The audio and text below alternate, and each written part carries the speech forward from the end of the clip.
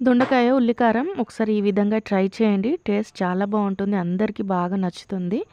Rice, chapati mainly జొన్న రొట్టెతోటైతే చాలా బావుంటుంది.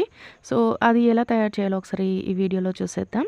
ముందుగా స్టవ్ మీద ఒక పాన్ పెట్టుకోండి. నేనిక్కడ ప్రెషర్ కుక్కర్ పెట్టుకున్నాను. ఇందులో ఒక 2 ఆనియన్స్‌ని చిన్నగా పీసెస్ కట్ చేసుకొని యాడ్ చేసుకోండి. అలాగే 4 ఆర్ 5 గార్లిక్ క్లోవ్స్, అలాగే 20 దాకా డ్రై చిల్లీస్, ఒక 2 స్పూన్స్ జీలకర్ర, 2 స్పూన్స్ ధనియాలు యాడ్ చేసి బాగా ఫ్రై చేసుకొని చల్లగైన తర్వాత మెత్తగా పేస్ట్ చేసుకోండి. ఇప్పుడు అదే కుక్కర్‌లో కొద్దిగా ఆయిల్ యాడ్ చేసుకొని మనం చేసుకున్న పేస్ట్ యాడ్ చేసి కొద్దిగా కరివేపాకు అండ్ కొత్తిమీర యాడ్ చేసుకొని 1/2 కేజీ దొండకాయల్ని కట్ చేసుకొని ఇందులో యాడ్ చేసుకోవాలి. ఇందులో తగినంత సాల్ట్, కారం, కొద్దిగా పసుపు అండ్ కొద్దిగా వాటర్ యాడ్ చేసి మూత పెట్టి ఒక 3 విజిల్స్ మీడియం ఫ్లేమ్ పైన కుక్ చేసుకుంటే దొండకాయ కర్రీ రెడీ అయిపోతుంది. మరిన్ని వీడియోస్ కోసం నా ఛానల్‌ని సబ్స్క్రైబ్ చేసుకోండి. Thank you very much. Bye.